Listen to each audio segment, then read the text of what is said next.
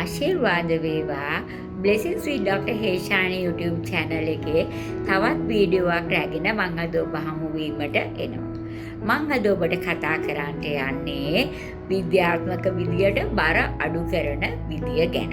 ඔබ කැමති ඇති ඔබගේ බර අඩු කරගන්න. අපිට උසට සරිලන බරක් තියෙන්න ඕන. අපි BMI එක බලනකොට ඒක 25ට අඩුවෙන් තියාගන්න කියලා කියන්නේ. නමුත් ideal BMI එක 23යි.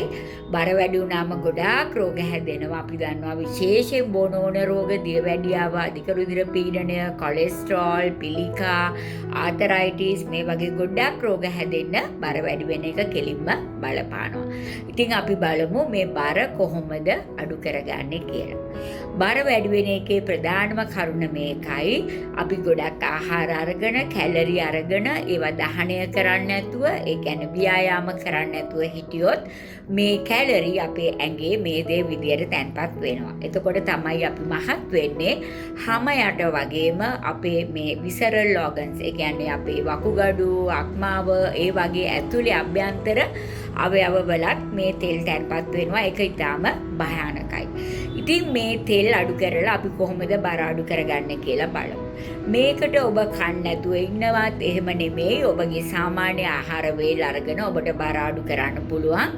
ඒකට ඔබ තුන් වේලටම බත් කෑවට කමක් නැහැ. බත් ගන්න ඕන ඉතාමත්ම අඩුවෙන්. අඩු කෝප එකක් ගත්තනම් ඇති බත්.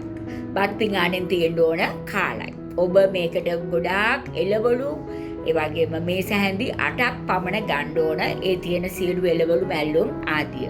ඒ වගේම ප්‍රෝටීන් කෑවට කමක් නැහැ. ප්‍රෝටීන් වලින් බර වැඩි වෙන්නේ නැහැ. ප්‍රෝටීන් කනකොට ඉක්මනට අපේ බඩ පිරෙන නිසා ප්‍රෝටීන් කන එක හොඳයි. ඒ වගේම තුන් වේල විතරක් කන්න. ඒ අතරට බිස්කට්, ඔය එක කේක්, රස කැවිලි, ෂෝටිස් කන එක සම්පූර්ණයෙන්ම නවත්තන්න. සීනි බොන එක නවත්තන්න. ඒ වෙනුවට ඔබට සීනි නැතුව non fat එකක් තමයි බොන්න ඕන. ඒ කියන්නේ පිටිකිරි වලත් ගොඩක් තියෙනවා තෙල්. ඒක නිසා අපි non fat එකක් තමයි බොන්න ඕන. ඒ අතරට ඔබට බඩගිනි වෙනවා නම් ඔබට රට කජු, ඒ වගේම ආමන්ඩ්, ඒ වගේ දෙයක් ගන්න පුළුවන්. එතකොට ඔබට පළතුරු ගන්න පුළුවන්. පළතුරු වලත් ගොඩාක් කෙසෙල් ගෙඩි, ගස් ලැබු වගේ ගොඩක් ඒ වගේ සීනි වැඩි. ඔබ ගොඩක් වෙලාවට අඹරැල්ලා, ග්‍රීන් ඇපල් එකක්, පේර ගෙඩියක් ඒ වගේ දේවල් කෑවට කමක් නැහැ. ඒ වගේම ඔබ ගොඩාක් වතුර බොන්න. වතුර බොනකොටත් ඔබගේ බඩ පිරීලා ඔබට ඉක්මනට බඩගිනි වෙන්නේ නැහැ. ඒ වගේම වතුර බොනකොටත් අභ්‍යන්තර පරිවෘත්තීය ක්‍රියා හොඳින් සිද්ධ වෙලා අපේ ශක්තිය දහනය වෙනවා. ඒ නිසා ඔබ වතුර දවසකට ලීටර් 3ක් 4ක්වත් පානය කරන්න. තුන් වේලටම බත් කන්න පුළුවන්. බත් ගන්න ඉතාම ස්වල්පයි. නමුත් එළවලු මේස හැඳි 8ක් පමණ කන්න. එතකොට ඒ විදිහට ඔබගේ ආහාර ඔබ ගන්න. විශේෂයෙන් පිටි කෑම, ඒ වගේම ඔබ ගන්න නිතර ඔය කෙටි කෑම, ෂෝටිස් ಜಾති, බැදපුවා ඒවා ගොඩාක් අඩු කරන්න. මොකද තෙල් වල ගොඩක් ශක්තිය වැඩි. ටෙම්පරාදු කරලා තෙල් දාලා කන්නේ වගේ ගොඩක් අපි මහත් වෙනවා. ඒවා අඩු කරන්න, සීනි අඩු කරන්න.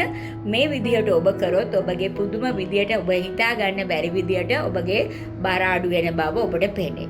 මේ වගේ කෑම පාලනය කරනවා වගේම ඔබ ව්‍යායාමයකුත් කරන්න ඕන. ඇවිදින එක තමයි හොඳම ව්‍යායාමේ. ඔබට දවසට පැය භාගයක් ඇවිදින්න පුළුවන් නම් ඉතාම හොඳයි. එතකොට ව්‍යායාමයත් එක්ක එකතු වෙලා මේ විදිහට ආහාර ගන්නකොට ඔබගේ බර ඔබ හිතා ගන්න බැරි විදිහට ඔබගේ අඩු වෙන බව ඔබට තේරෙයි. ඉතින් ඇත්තටම ඔබ ගොඩක් වෙලාවට ගන්න ඔය මේ ගොඩාක් පළතුරු බීම, ඒ වගේ දේවල් වලින් පවා ගොඩක් ඒකේ ෆ්‍රක්ටෝස් වැඩි, ඒකේ සීනි ගොඩක් වැඩි. ඒ වගේනොත් බර වැඩි වෙනවා. ඉතින් පැණි බීම ಜಾති, ඔය පැණි රස කෑම, ඒ වගේම ගොඩාක් ඔබ කන බිස්කට් වගේ දේවල්, අතුරුපස ඒවා සම්පූර්ණයෙන්ම නවත්තන්න. ඒ වෙනුවට ඔබට කාලා ඉවර වෙලා පළතුරක් වගේ දෙයක් ගන්න පුළුවන්. වැඩි සීනි නැති. ඒ වගේම තමයි රට හින්දියේ හකුරු, ඒ වගේ දේවල් පවා සමහර අය සීනි මෙල්වලට කනවා. ඒවත් හොඳ නැහැ. ඔබ ඇත්තටම මේ පැන් රස කෑම නවත්තලා, පිටි කෑම නවත්තලා, තෙල් කෑම අඩු කරලා මේ විදිහට ඔබ කෑලා බලන්න. ඔබගේ බර ඔබට අඩු වෙන බව ඔබටම තේරෙයි. ඉතින් ඇත්තටම අපි ගොඩාක් වෙලාවට පෝෂණ වේදී ඩොක්ටර්ස්ලා වුණත් ගොඩක් අය නිර්දේශ කරන්නේ එහෙමයි.